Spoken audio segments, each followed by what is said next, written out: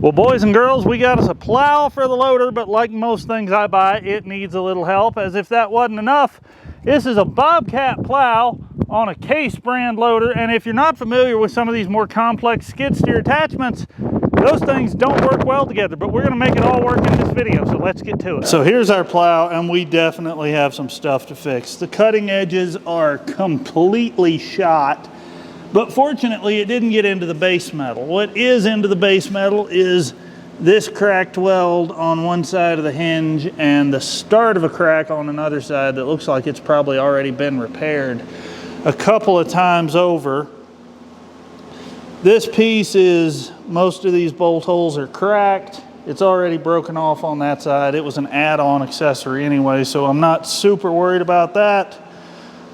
So I think the place to start is, we got another weld repair over here. I almost forgot about this pin boss. You can see the pins dropped out the bottom. In unrelated news, that's cracked too. So try to tack that back in place a little bit better than what it is.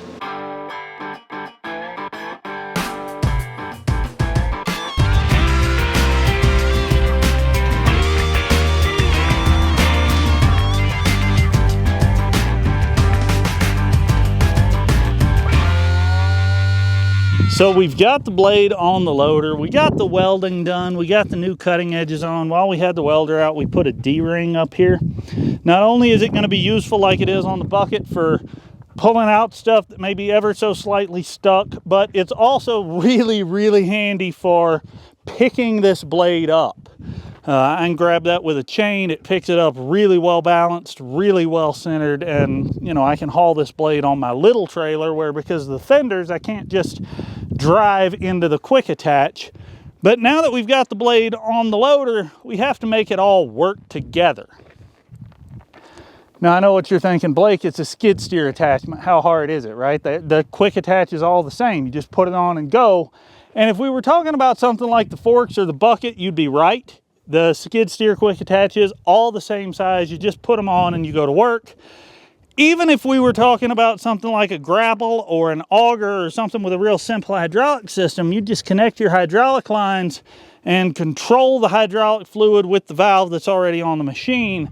But when we get into an attachment that's a little more complex like this, with two separate, individually controlled double-acting hydraulic cylinders, it gets a little bit more complicated, because the way this thing is designed to work is the loader provides a constant flow of hydraulic oil through these two hoses, and then the attachment has a hydraulic manifold under here. This manifold has two different valve stacks on it, and each valve stack controls one cylinder. Now, if this was on a Bobcat machine, because it is a Bobcat brand attachment, we would just take our 7-pin plug here, connect it to the 7-pin plug on the Bobcat, and we'd be all set. We'd be in business. When I bought this attachment, the man I bought it from had it on a Bobcat brand machine, and we hooked everything up, and he showed me that everything works the way it should, so I'm not worried about that. But where we run into trouble is Case and Caterpillar and many other manufacturers use a 14-pin plug instead of this 7-pin.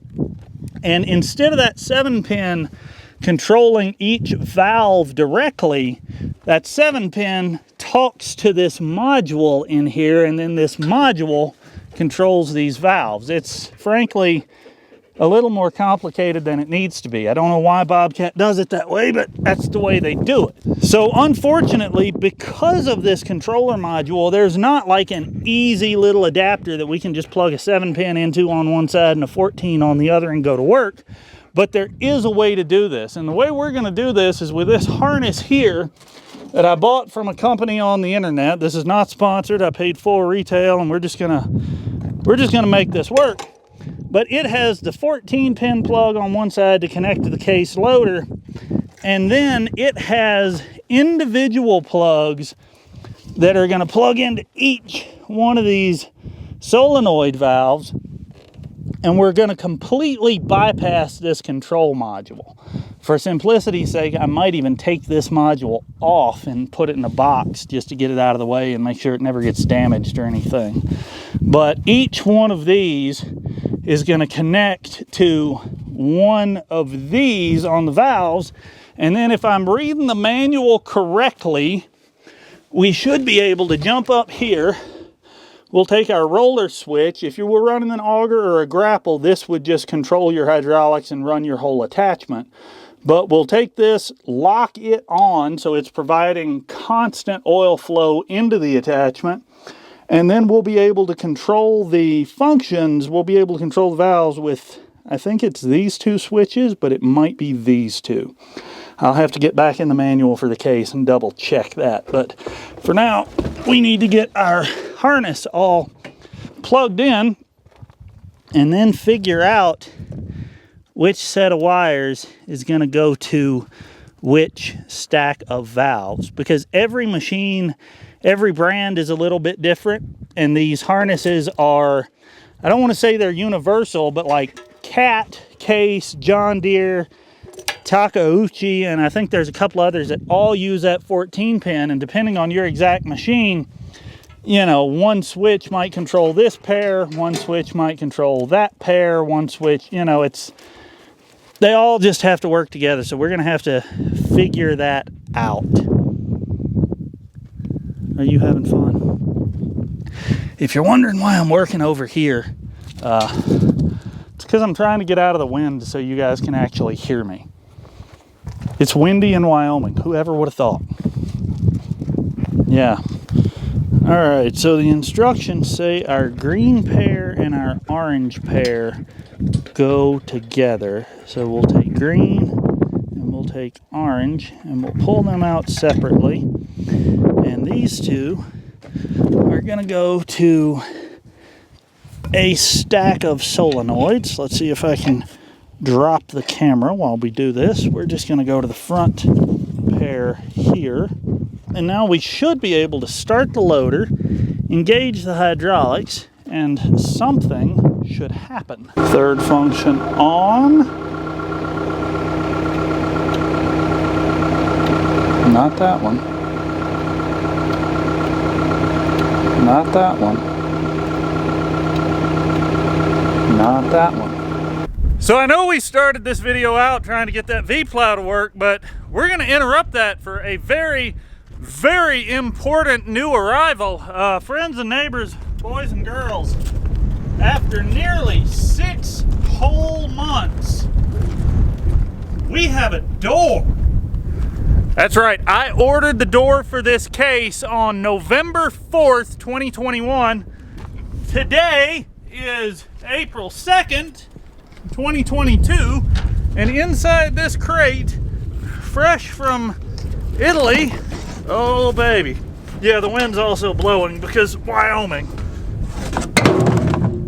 And that's just gonna stand there. Yeah, check that out. That's a door. Hopefully it's actually gonna fit and be the right one, but hey, I'll take what I can get.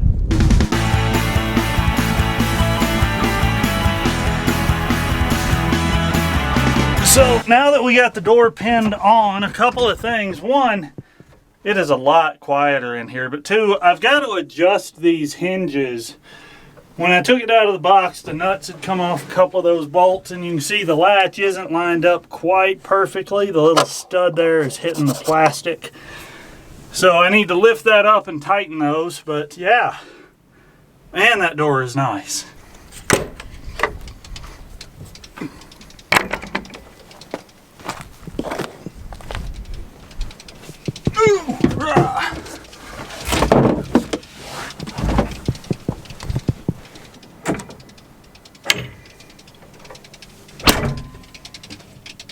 So with the door on, I have returned to trying to get our snowplow functional the way it's supposed to be, because we might be getting a snowstorm the next couple of days.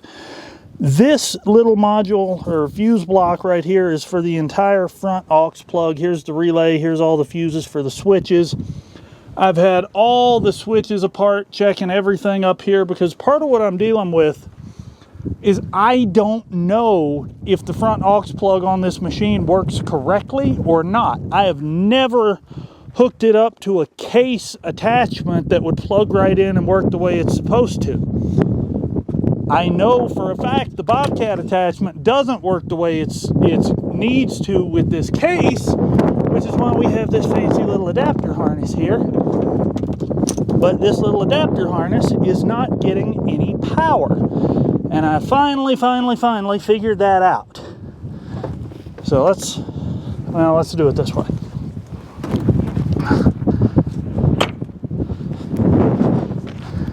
After so many hours of staring at a wiring diagram on my phone to the point that I'm recording this with a decent little headache, we got it. And what we got, I'm going to show you right here very crudely. I'm going to take this wire and I'm going to jump that pin to that pin, and these wires better stay put. Otherwise I'm just going to be annoyed and have to do this again. Please don't knock them out with your rope.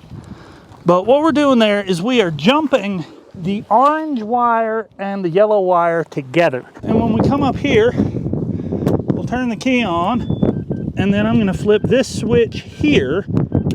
And as you can see, we have an orange light on that switch, which means it's on, which means we should have power going to that front plug. But if I come around and I grab my little jumper wire and I just take it out, then I come up here and flip my little switch. We have no orange light. And the reason for that is because the machine does not recognize there is an attachment up there. It won't let you send power to that plug unless there is an attachment connected to that plug. And in our case, this adapter harness should be playing the role of the attachment, telling the machine we're plugging in. So those two pins in this connector should be jumped together, and I don't know that they are. So connect it in, just like we did last time. And let's go around here. You're just going to play tug with the loader. You're creative, I'll give you that. I'll do that in a minute. So with our jumper harness installed, it should tell it that there's an attachment there. But as you can see, when we flip the switch and we don't get an orange light, it doesn't. I'm going to go ahead and close that fuse box door back up, just because we know now the loader side of all of this is working correctly, which is a good thing. What we need is we need the bottom two pins on the right hand side of this connector to talk to one another. And as you can see in that outer ring of pins down toward the bottom, kind of like the 7 o'clock and 8 o'clock position as we're looking at it, there aren't even pins in there. So I got to take this plug apart, put a jumper in there, and then we should be all set. All right, for whatever reason, the camera decided this section of the video didn't need any audio, but I disagree, because we're taking this 14-pin connector apart and we're going to be installing the 2 pins that we need. These pins are super common, really easy to get. I picked up 4 of them from the local cat dealer for just under $6, so they're cheap, they're easily available. We've got to knock the little plastic rubbery plugs out of here. There are plugs in all these empty holes just to keep crud from getting in there and creating more problems. But once we knock those out, we're going to crimp 2 of these connectors on our jumper wire and then install them down in the correct slots where they need to be for this loader to talk to itself and understand that there is an attachment on the front of it. In a perfect world, the harness would have come with this already installed, but I guess maybe some machines don't need it and some do. So that's why if you're going to be making 2 different brands of equipment work together like this, you do need to expect to do a little bit of work on some stuff that might not be as simple as it looks on the surface. Alright, got everything plugged into our new harness. These 2 we'll deal with in a minute. Let's fire this thing up and see what I did. It should work. The switches, I may not have everything on the exact switch that I want, and I may need to reverse the direction but it should function. All right, so we'll run our auxiliary hydraulics and then lock those on with this button. And then this left switch should make one of these wings move. All right, so I'm pushing up on the left switch and the right wing is folding backwards. Push down on the left switch and the right wing folds forward. I want to move that. But then let's try our center switch. Push down and the left wing goes forward. Push up and the left wing goes back. Let's take a look at our finished product. Here's all the old Bobcat controller and harness I pulled out. We're gonna hold on to this, just throw it in the shed so it's not riding around there getting beat up. Got all our wiring tucked in there and zip tied nice and clean and out of the way. The Bobcat this came off of had the hydraulic connectors on this side. The case has them over there, but that's all gonna work out great. Got our skid shoes on, got everything ready to go. Okay, so we got our hydraulics and everything running and activated. Don't worry about that warning light, we'll deal with that later. I ended up using these two switches as controls. The left switch controls the left wing, the right switch controls the right wing. If I push both switches down, it V's out to break through a drift, dig through something, and really make some momentum. If I want to articulate it and throw everything off to one side, I can do that like this and just turn one wing forward, one wing backwards. Say I'm doing that, I'm going down the road, I need to turn around and go back the other way. I can just press the opposite diagonal two buttons and the plow will swing around and go the other way, and then just hit the button again to fold it back into a V configuration, which is really handy, really useful. Unfortunately, it doesn't look like we're going to get to use it this year. Today is already May 20th, and they said we might get an 8 to 10 inch snowstorm that really turned out to be, well, 6 inches at best, and even that's pretty well gone now. There are a couple of little spots of snow out here in the yard, but even this morning, what did fall, the ground was already so warm, it just melted off all the roads and everything else that might have needed clearing, so we're not going to have to mess with that. So with that said, I hope you've enjoyed this project and getting this plow going with me. We are going to be using this because I've got some projects coming over the summer. We're not going to be pushing snow. We are going to be pushing a little dirt with it. So subscribe if you want to see that when it happens. Thank you for watching, and more later.